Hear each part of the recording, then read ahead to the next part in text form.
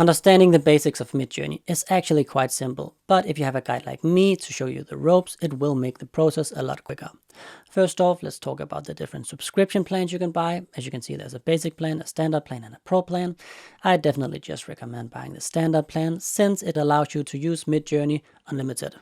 That's correct. If you buy the basic plan, you can actually only use Midjourney for 3.3 hours a month. Now, as you can see, the 3.3 hours is fast GPU time and the unlimited is relaxed GPU time on the standard plan. The difference between these are the fast GPU time just means that you generate the images a lot quicker. The relaxed generation is not that slow. I would say it takes at most 1 minute and usually 20 to 30 seconds. The incentives for buying the pro plan is first of all that you get a lot more concurrent fast jobs, which does make it more productive, but also you get stealth mode.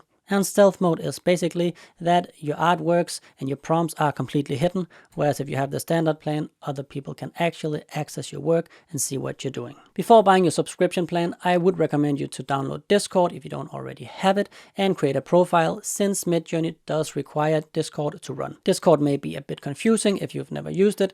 Basically, it's a lot of servers you can see out here, and within the server, there are different rooms, and then there is the chat of the different rooms. So if you just started, this server section will be completely empty.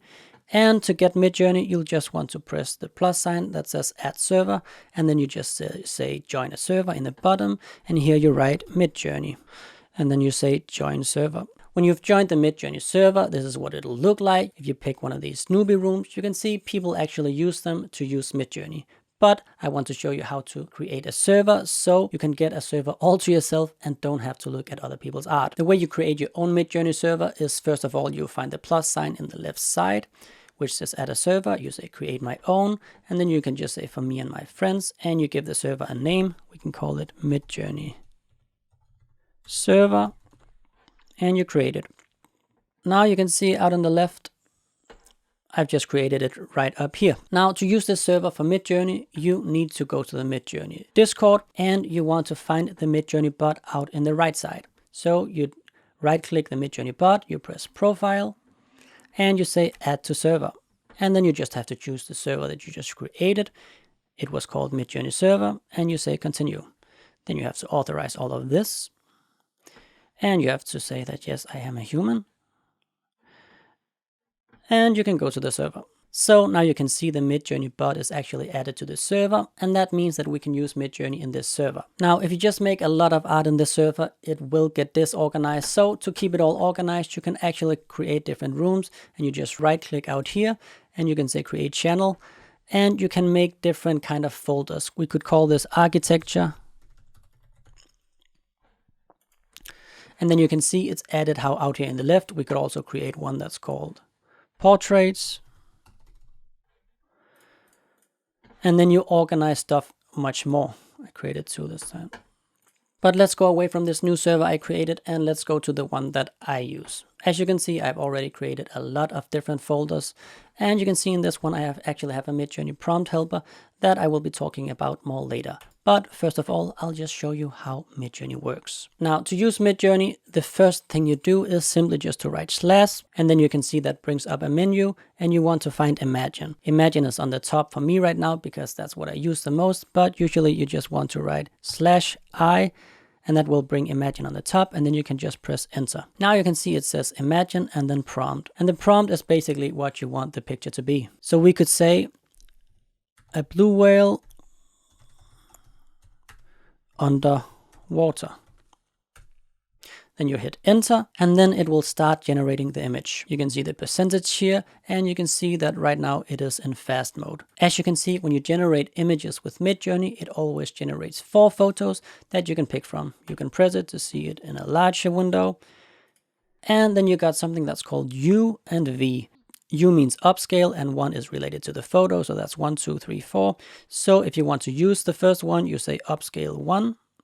And then it will create a bigger version of that one that you can use. The V stands for variation. So if you want to change one of the pictures slightly, you can press that one and it will bring up the old prompt. So you can add something to it, or you can just get some variations of the same image and says submit. This button is called the remix button, and if you press that one, it basically just creates the exact same prompt that you did before, so you don't have to write it again. Now, when creating prompts, and if you don't remember, creating a prompt, you have to write slash and I, and then enter to get imagine. And when writing prompts, you want to separate different sections of the prompt by commas. So if the first section is a blue whale underwater, the next section could be what style it should be. So the style could be Pixar. So we separate it by a comma and then you just hit enter.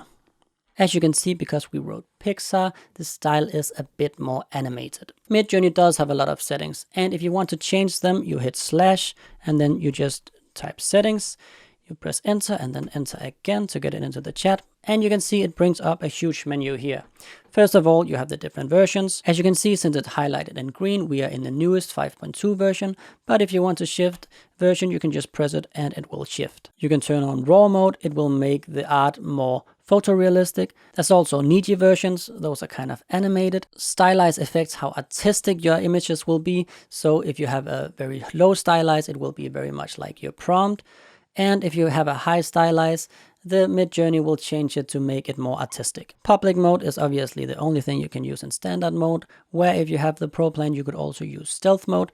Fast mode is the one that if you have a basic plan, you only have 3.3 hours, and with the standard plan, you have 15 hours. You can turn it off to make it go into relax mode. The remix mode is just referring to this button here. And then you have the high or low variation mode. It's just about how much variation there will be between the different 4 picks. I would suggest having the settings like me, but it's obviously always a good idea to play a little bit around with it. That is the most basic of using Midjourney. But to fine-tune your skills a little bit, it is good to know about certain parameters. And the first parameter that is good to know about is aspect ratios. As you can see, different aspect ratios affect the shape of the image. An aspect ratio of 1:1 is square, whereas an aspect ratio of 4:7 is more fitting on an iPhone. Now, if you want to add an aspect ratio to your prompt, it's actually quite easy. First of all, you obviously need to write the prompt. So if we write imagine a blue whale underwater, then you want to press -sign 2 times, then AR for aspect ratio, space, and then you simply just press the aspect ratio. We can say 4:9, and then hit enter. As you can see, after we have changed the aspect ratio, the shape of the image has changed just like we wanted it to. The next parameter you should know about is the chaos parameter. The chaos parameter influences how varied the initial image grids are. You can use a value from 0 to 100. The higher you set the chaos value, the more varied the images will be. Here the chaos is 0, so they are quite similar. And as the chaos increases, the images just keeps being more and more varied. The no parameter is quite simple. It's -sign no. And you can see if you have, for example, a lot of fruits, you can say you don't want any apples. Then you press -sign no, space apples. And then Midjourney will try to make sure there are no apples among the fruits. Also, something to note about these parameters is you always have to place them at the end of your prompt. The next parameter you should know is the quality parameter. The quality parameter changes how much time is spent generating an image. Higher quality settings takes longer to process and produce more details. So details is the important word here. When it comes to quality, the values you can choose is 0 to 1, where 1 is the highest amount of quality. So if you want a lot of details in your images, you can use this parameter. When we talked about the settings, we did surely talk about the stylize parameter. It makes the images more or less artistic. So low stylization values produce images that closely match the prompt, but are less artistic, and high stylization values create images that are very artistic, but less connected to the prompt. And you can also see that goes for the images generated here, that they become much more artistic with the higher stylize. Now, those are all the parameters, but this guide would not be complete if I did not show you how to incorporate actual images in your prompt. And I've done exactly that right here. Now, to get a file in your prompt, you can either upload a file to the Discord by pressing upload a file, or you can simply drag a picture into the chat and just releasing it and hitting enter. And once you've uploaded a picture in chat, you just right click it and you say copy link. You can see that's exactly what I've done here. Then you press the /imagine and you copy the link and you paste the link. And you can see now this image has been added to the prompt. Obviously, after the image link, you want to press space and press a comma to separate it from the other parts of the prompt. Now, what I've written in this prompt is Michael Jackson looks into the mirror at his reflection, intricate detail, photorealistic, and all kinds of other details. Now, as you can see, I've actually put a special aspect ratio here, but what you can also do is put a parameter in that is called image weight. And you do that by pressing minus sign, I, and then W, and then you press a number. And the highest number you can choose is 2. What this does is tell Midjourney how much the products of the next prompt should be like this picture. So if we hit enter, now this really just goes to show how much incorporating images can mean to a picture. You can see on this one, you can clearly see that this looks like Michael Jackson when we've actually used the image of Michael Jackson. But in the prompt that is exactly identical to this one, just without the image in it, you can see it does not look at all the same like Michael Jackson. You can maybe see this is Michael Jackson, but it's quite difficult to see that this is actually Michael Jackson. So therefore, incorporating the images can be very helpful if you're trying to make an image of either a famous person or maybe a person that you know personally. Now, the next thing I want to show you is how to blend two images. You simply just go /blend, and then you need to choose two images. So we can try and blend these two images, one of Michael Jackson and one of an otter with glasses. So first you take the picture of Michael Jackson and drag that into one of the images and the otter into the next one. And then you just hit enter.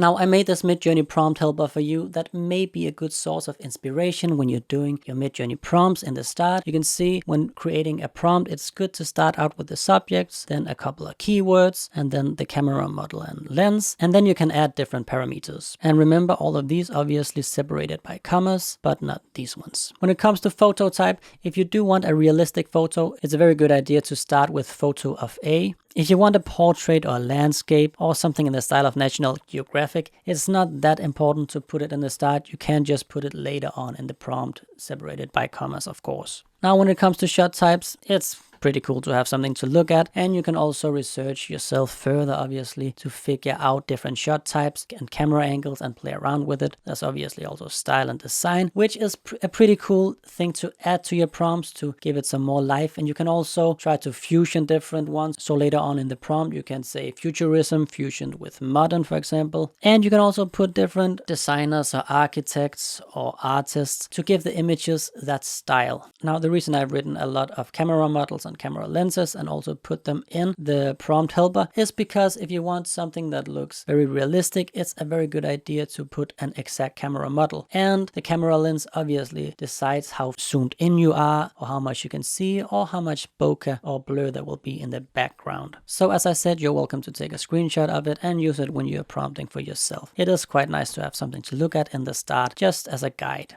Before ending the video, I just want to show you the Reddit Midjourney, where you can share your own creations and where other people share their creations. As you can see, there's a lot of people in here. There's actually 538,000 members. So if you want to share your art with someone, this is a very good place, and it's also a very good place to get inspiration. It's also a good idea to visit the midjourney.com page. As you can see, there's a home page. It's your own page where you can see all your own art. You can also go to the explore page to see other people's art, and if you press it, you can actually see the exact prompts that were used to make this art. So it's a pretty good place to find inspiration. Another website that's good to visit is the midlibrary.io. As you can see, it has a lot of architects and artist techniques or designers. So if you want to have inspiration for what to add to the prompts to get different styles, this is a very good place to visit just to broaden your horizon. And when creating Midjourney prompts, just having a broad idea of what styles there are and what architects and designers and artists there are will make your Midjourney prompts much more interesting. The final thing I want to show you is the spreadsheet made by some of the people that work in the Discord of Midjourney, and they've just done a bunch of experimentation. As you can see here, they've written cute kitten inside of Midjourney, and then they've done it in the different versions of Midjourney. They've done that with a lot of different prompts. As you can see here, you choose the different things down in the bottom, and then you can see all kinds of different experimentations with Midjourney that gives you a better understanding of it. I really hope you enjoyed this Midjourney guide. I will create more content like this, more about Midjourney, more about AI tools. So do subscribe if you like this kind of content, and please like the video. I literally click thousands of buttons to make these videos, so I would be so grateful. And I guess there's nothing else to say then. I'll see you in the next video.